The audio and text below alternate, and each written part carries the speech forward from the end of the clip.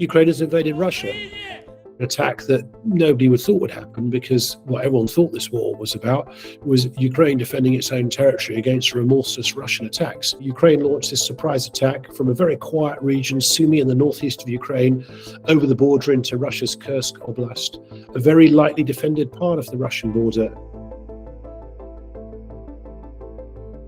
One of the first videos we saw was an awful lot of Russian troops, a few dozen, surrendering at the border post because they had been overwhelmed and surprised.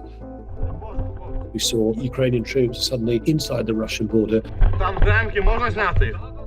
And although Russia's President Vladimir Putin promised a worthy response, so far Russia's response is certainly not peg back the Ukrainians in any way. If anything, Ukraine is seeking more ways to expand, bombing some bridges across the same river, creating a pocket in an area to the west of where it's sort of already broken through, cutting off all the connections and supply from Russia, and thereby allowing it perhaps to sort of surround the relatively small number of troops that will be present, and once again sort of take another slug of land and add to its expanding slice of Russia.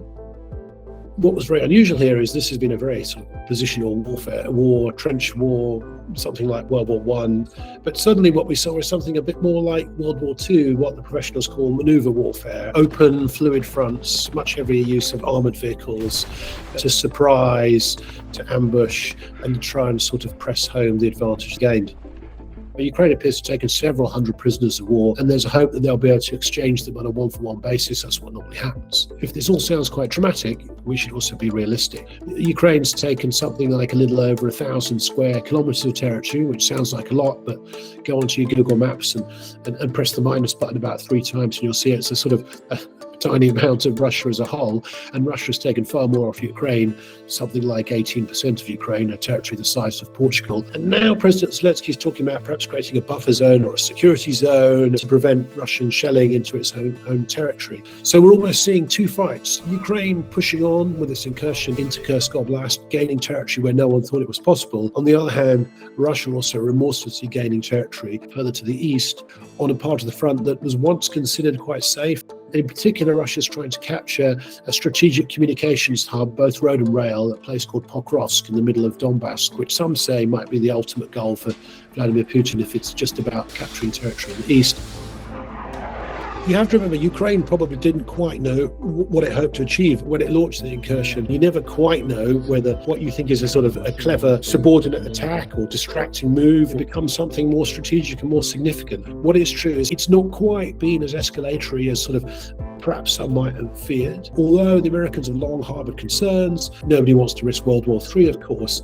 The reality has been that the Americans have been pretty supportive. They announced a $125 million package of military aid. We've seen the use of Western weapons from various countries in the incursion.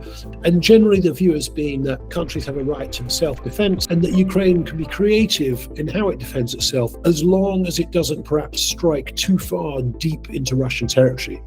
The reality is, this war is too big for the world to ignore. And whilst there are times when it seems to be going on in such a way that not much is happening and perhaps you can turn away, then something like this happens.